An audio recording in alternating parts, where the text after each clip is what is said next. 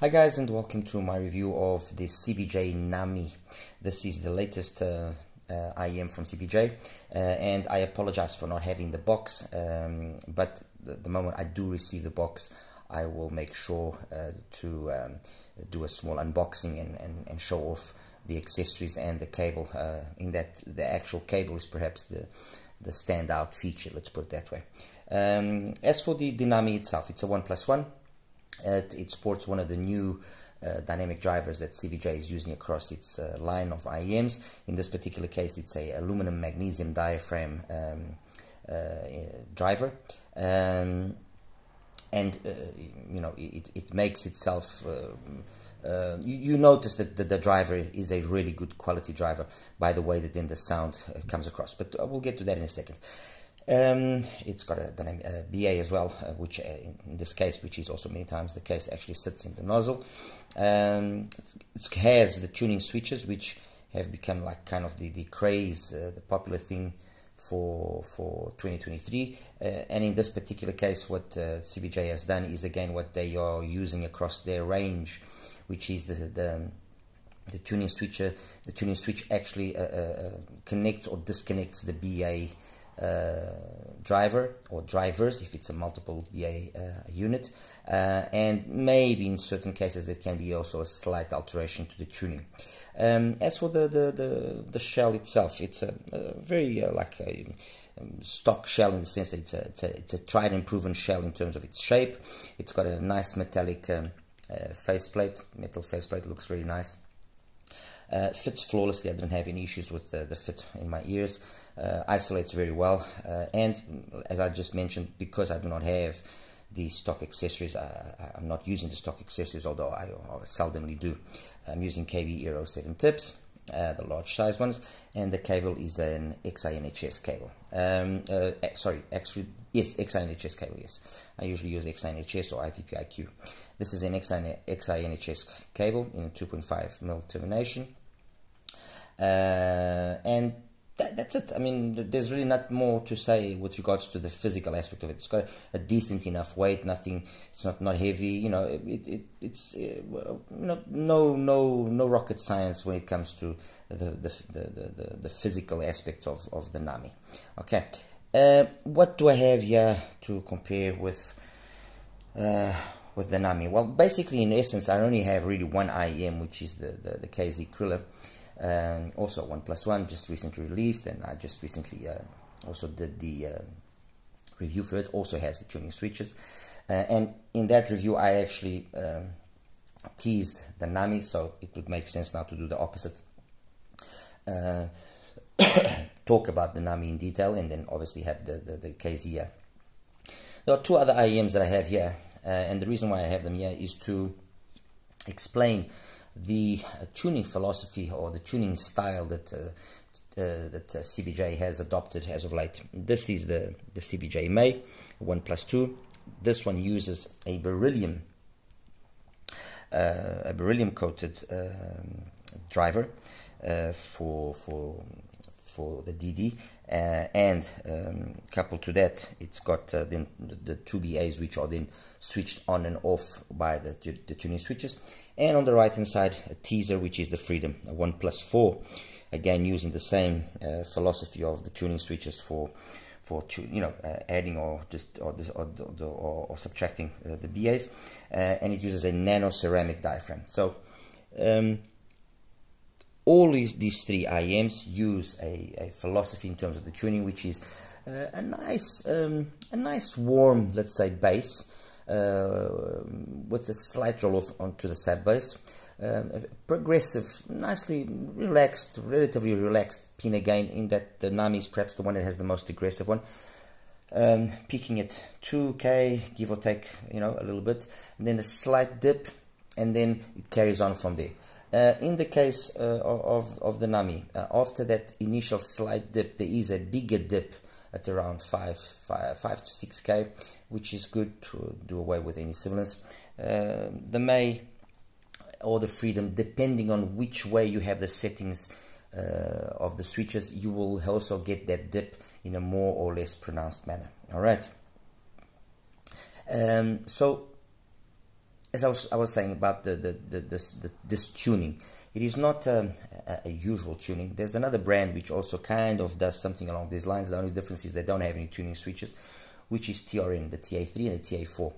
In that, the TA4 is the better of the two because they've, been a little bit more polished in the tuning. And the reality is this: the tuning switches, especially in the case of the Freedom and of the May, because there's more BAs, does wonders. Yes, you obviously do notice the tuning switches doing their thing here as well on the Nami, but basically it just connects or disconnects the one one BA, and then in the one setting it will emphasize slightly the performance of the performance of that BA, and on the other setting it will just have it a little bit more tame.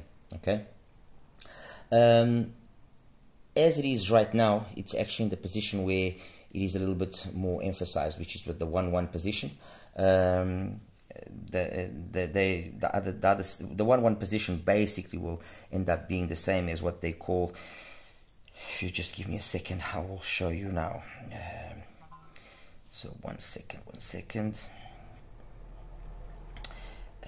There we go. So they have the 0-0 position, which CVJ calls the subwoofer mode, where there's no BA working, and in that position it's just a DD, and it's a dark sound. It's not a sound that I would consider even interesting to try out or anything of the sort. Then we have what they call the 1-0 position, which they name it the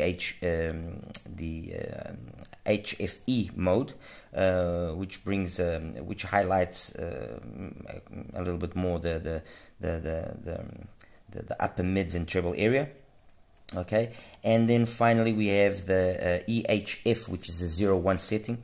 The EHF, which just tones, it's kind of like an in-between between having the BA on and then that 1-0 setting. The 1-0 setting is exactly the same as the 1-1. I mean, the difference is basically nothing. So be it 1-1 or 1-0, that's the one where you will emphasize more the upper mids and the treble, and then the 0-1 kind of slightly less energetic, and then the 0-0 there's no BA working there basically. Okay. In the May you actually add one or the two BAs, and in the Freedom you have 1 BA, 2 BAs, 3 BAs, or 4 BAs, and then you by adding more or less BAs, obviously the sound starts changing and starts focusing more on specific parts of the spectrum. Talking now in more detail about the Nami. The Nami, as I mentioned earlier, the driver, you notice straight away when you listen to it that the driver is a good quality driver. The bass has got plenty of slam, plenty of impact, so it's got a nice mid-bass slam complemented by a decent enough sub-bass rumble. I didn't particularly find it is of the three CVJs, it is the one that is the most V-shaped, definitely, because of that. The Pina gain is then the most pronounced one. But having said that, I didn't really find the mids to be recessed in any manner, or I didn't really find that the bleed that exists from the bass into the mids is a distracting bleed or something which hinders the performance in a negative way. No, if anything, and I believe I mentioned that as well in the review of the KZ. The biggest difference between these two is that the KZ will be the more, let's say, detail-orientated one. Okay, that will be the one that will look to be the most correct sounding ultimately, while this one is the one that looks to be the most engaging, the most musical, the most entertaining one of the two. So it isn't really a fair comparison because their philosophies are different. Which of the two do I like? I like them both because, like I said, they have different objectives. I like them both, and both of them do what they were supposed to do very well. That's the reality.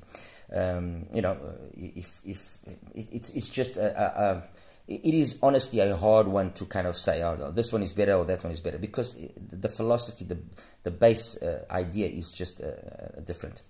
I will give the CVJ one thing over the KZ, which is that extra little bit of mid bass that it has just fills out everything up top in a nicer manner. While on the KZ, occasionally you get a feeling of a very clinical or very kind of, not thin, but it's a very clinical sound, which is very kind of almost cold. Over here, you always have a nice sense of warmth, okay? And that then translates to a slightly nicer timbre and tonality. On the side of the KZ, so benefiting now the KZ, what I will give it is the way that the mids, upper mids, and treble are executed is smoother. And by being smoother, you don't notice so much, especially when you start putting up the volume, that things don't scale as well as they should. While the scaling on the KZ is very nice and everything goes up in volume in a very in a very equal manner, on the CVJ Nami, you will, depending on what source you're using, and that was one thing I was actually quite surprised to a certain extent, because I wasn't expecting that by changing the source I could make the scaling become or get the scaling to improve. But depending on the source, you'll notice that it will either scale in a very nice manner, okay, almost on the level of the KZ, or then it will scale in a fashion that will start emphasizing specific little peaks that are there on the frequency response. As I said, it's never really a deal breaker, but ultimately could lead to some of us getting fatigued because of that. But otherwise, the reality is like I said just before. There are two very nicely done, very nicely executed, and very well sounding IEMs with differing philosophies overall for what was the objective of the sound that they wanted to create.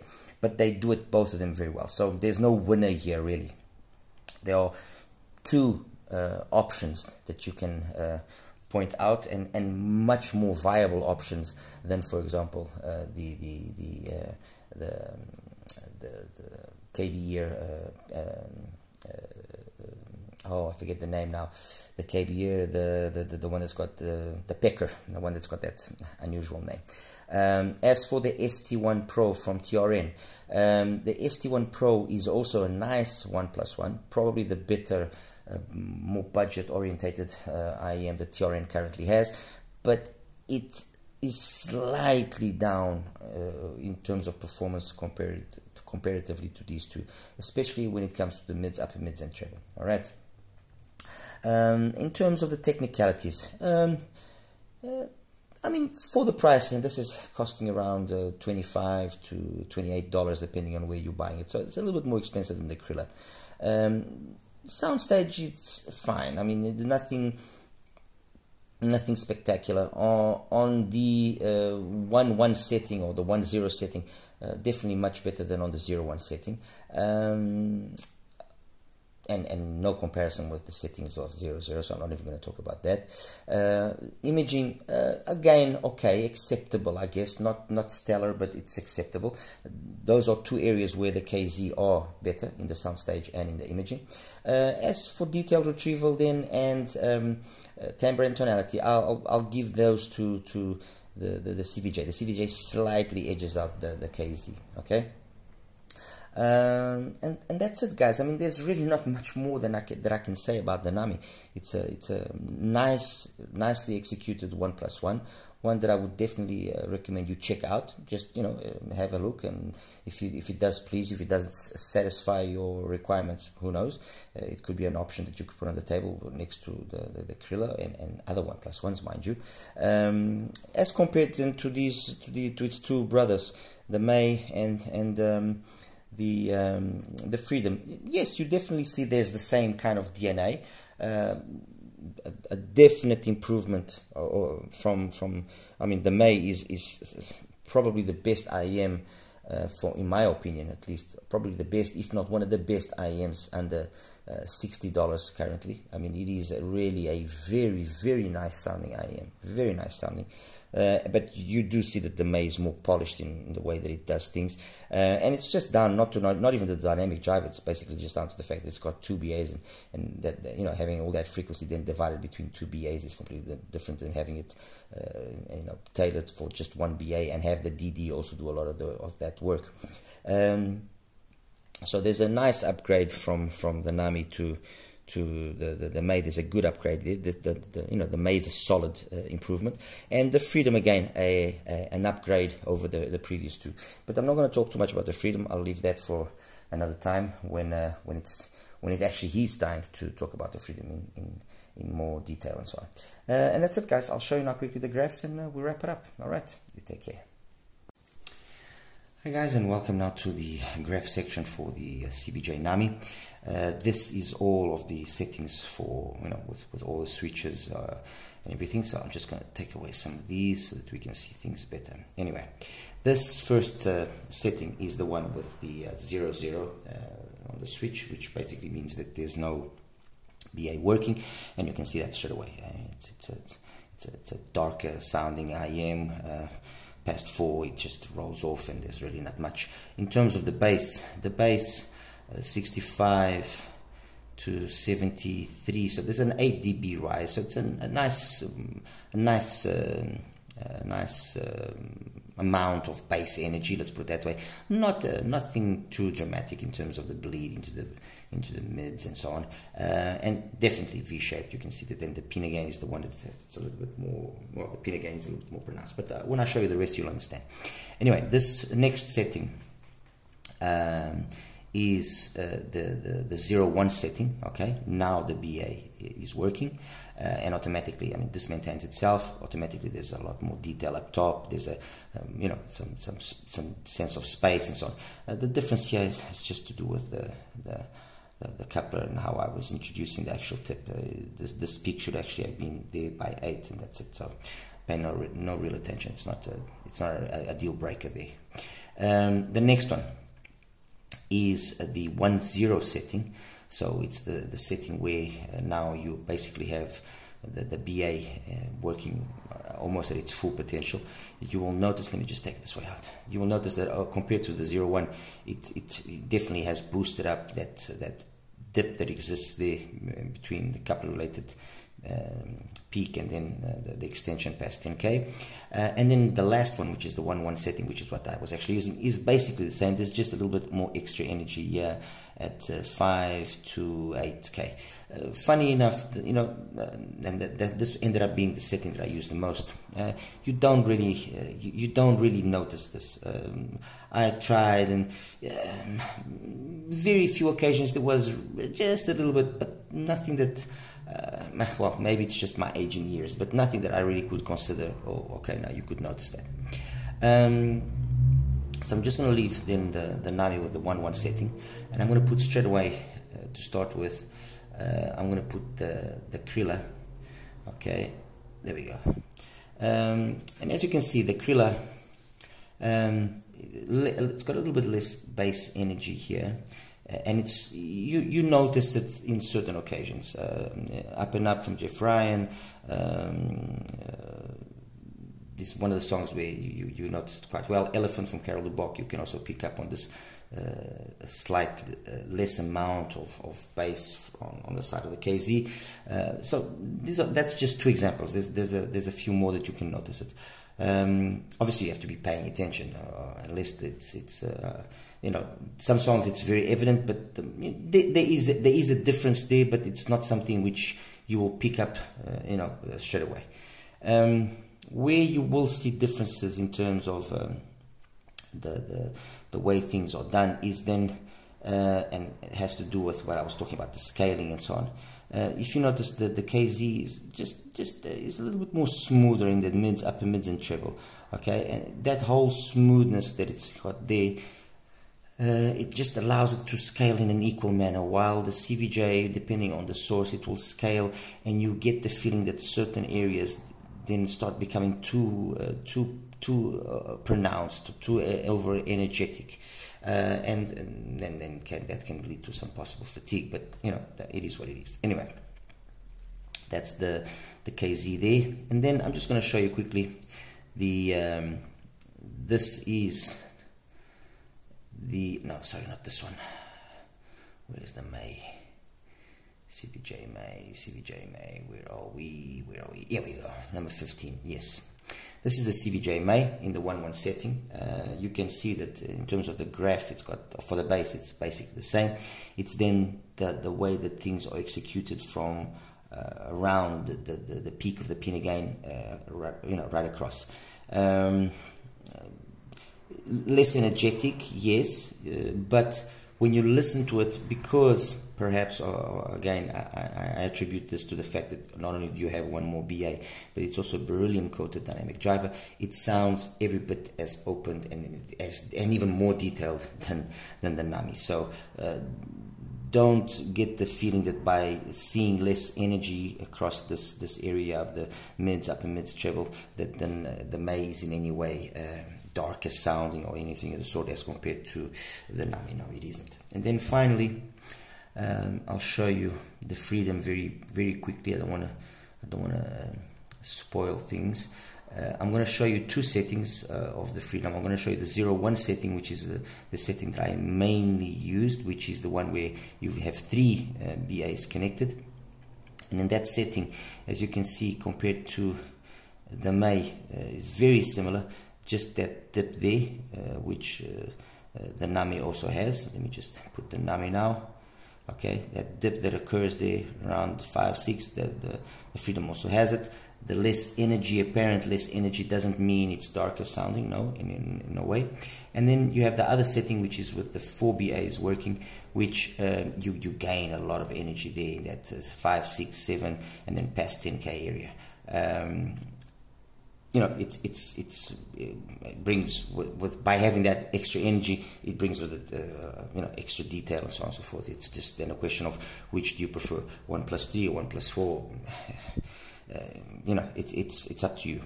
And that's it, guys. That's the CVJ Nami for you. Nicely executed IM, in my opinion, you know, for the budget segment. Nicely executed, non-offensive. It's got good quality materials being used, especially the dynamic driver. I would definitely like to see this dynamic driver used in a more elaborate application. And the sound is it's a nice, fun, engaging sound. It's not, it has no pretensions to be a sound for monitoring or for, you know, for critical listening or anything of the sort. It does what it's supposed to do, and it does it well, and that's what matters. All right, anyway, guys, you take care now. Thank you, bye bye. Oh, and don't forget, like and subscribe, please.